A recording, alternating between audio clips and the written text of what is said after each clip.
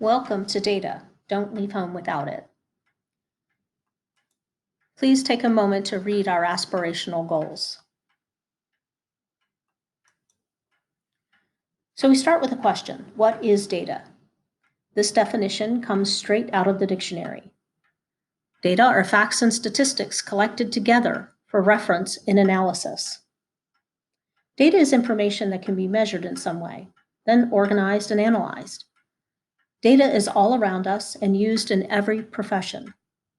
It is only useful if we do something with it. Before collecting data, the team will have to consider the following questions. What is the problem we are trying to address? Are we trying to capture behavior, progress on IEP goals, growth in an intervention? What would we need to know to solve the problem?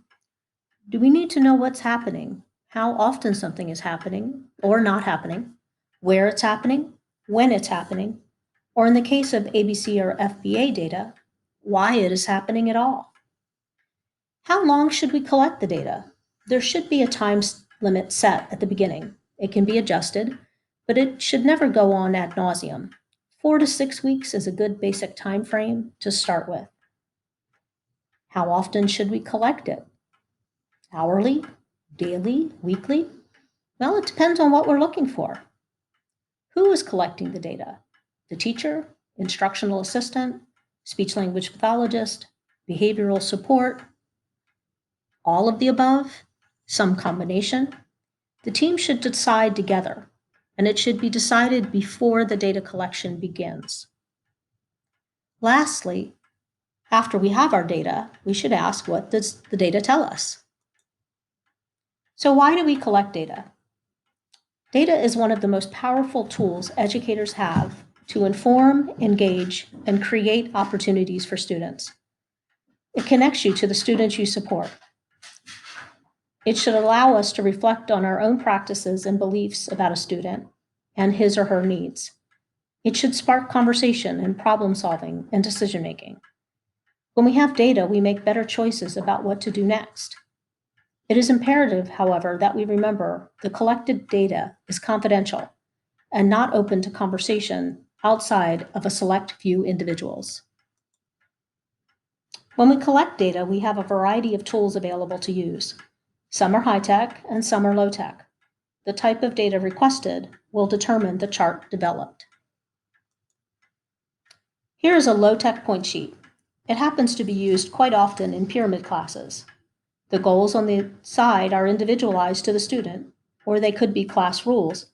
The day is broken into small segments, and the data collector simply marks how well the student mastered the goals in each setting, and if not, what consequences were used.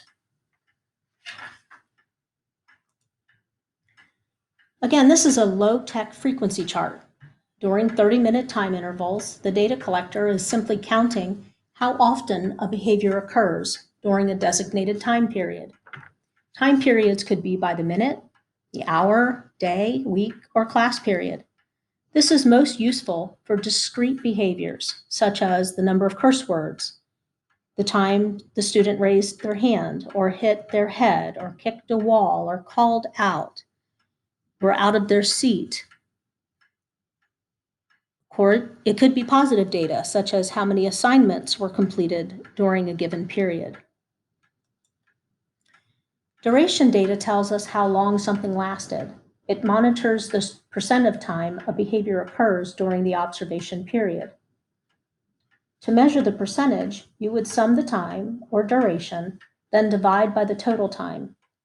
For instance, the student tapped her pencil or sat with his head down, refusing to start an assignment for 5 minutes during the 20-minute observation. Here is an example you may be asked to complete if you're supporting a student in adaptive PE. Adapted PE is a service often listed on the IEP, and the PE teacher may need you to take the data while he or she works with other students. With inclusive PE becoming more prevalent, this becomes more likely. If you are asked to collect this kind of data, be sure you understand the terminology and can visualize, model, or judge the actual activity.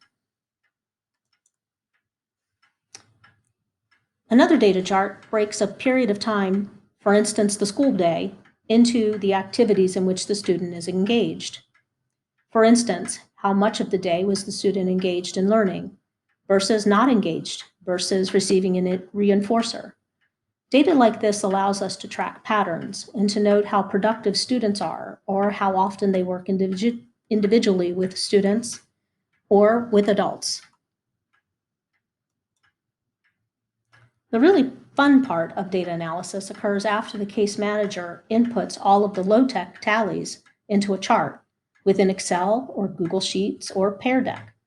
That chart can then be converted into a chart or graph. The case manager can choose the graph that best captures the data.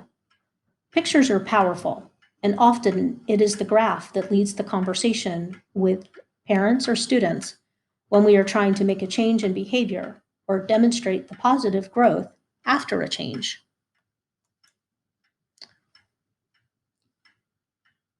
Other case managers may create Google survey templates. This pie chart, for instance, was based on a quick survey using a Google form, which was then very quickly converted into a pie chart.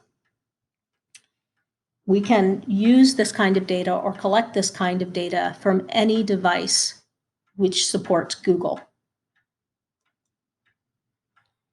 Lastly, there are some case managers that are using high-tech tools, such as QR squares, that anyone with a code can add data to from anywhere and put it into the same chart. Data collection is a powerful tool.